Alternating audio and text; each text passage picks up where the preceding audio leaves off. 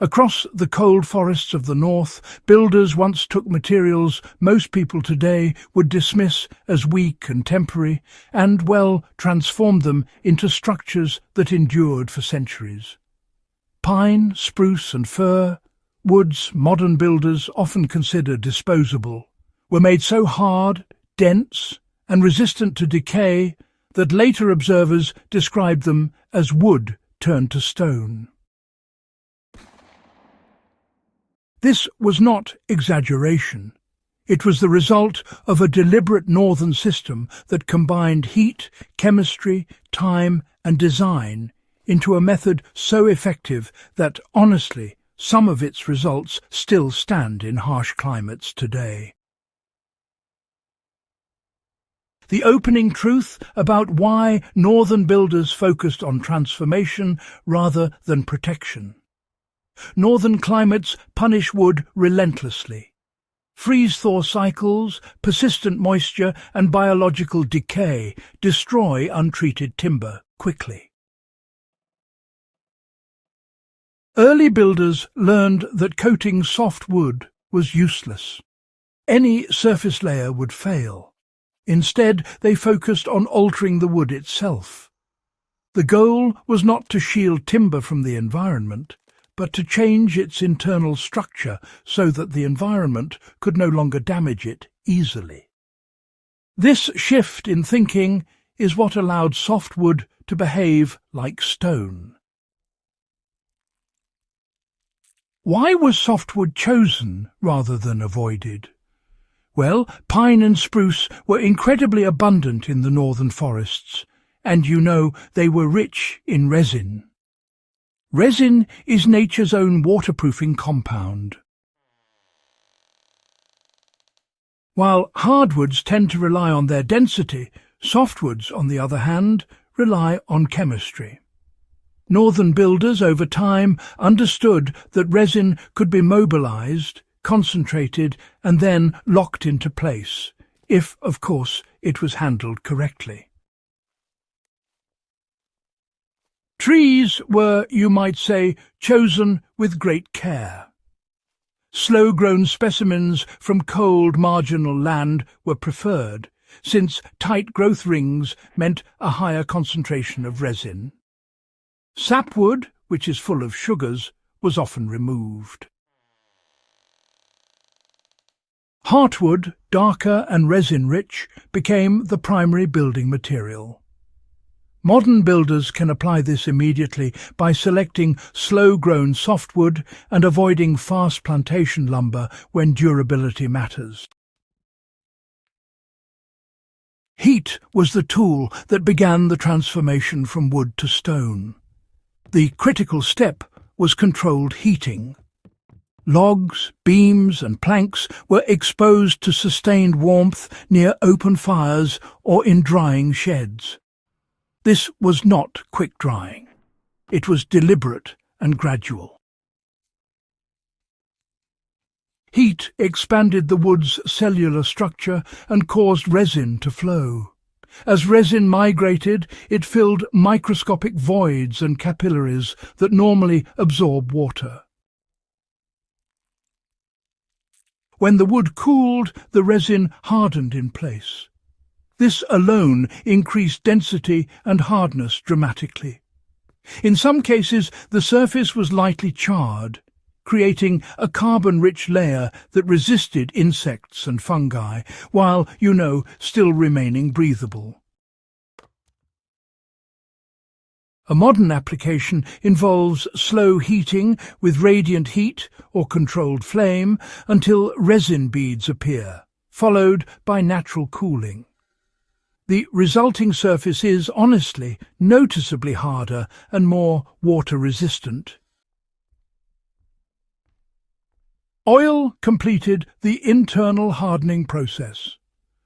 While the wood was still warm, northern builders applied animal fats, fish oils, or plant oils. Heat allowed these oils to penetrate deeply. Once inside, they oxidized slowly, thickening and polymerizing within the wood fibers. This process did two things. It blocked moisture pathways and increased internal cohesion. Over time, the wood became heavier, darker, and harder. Tool handles, boat planks, and structural beams treated this way gained a stone-like resistance to wear. Modern builders can replicate this by applying heated linseed oil or fish oil in multiple stages, allowing full absorption between applications. The key is patience and warmth, not surface shine. Minerals locked the transformation in place. Northern builders often exposed wood to ash, lime, or seawater before final oiling. Ash water raised alkalinity, inhibiting fungal growth.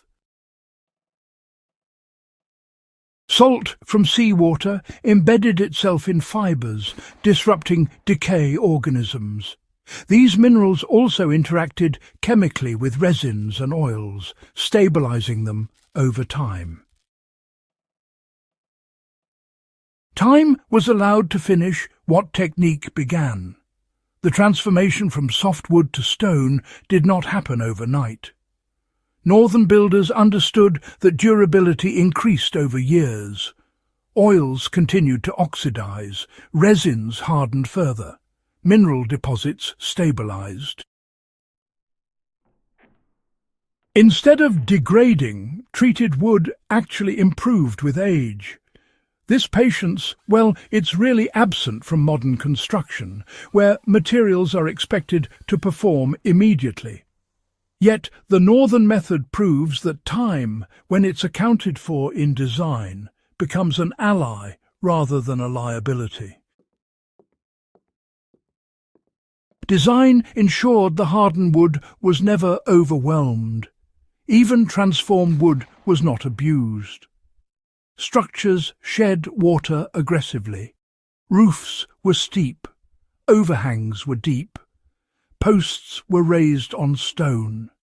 Air flowed constantly around timber.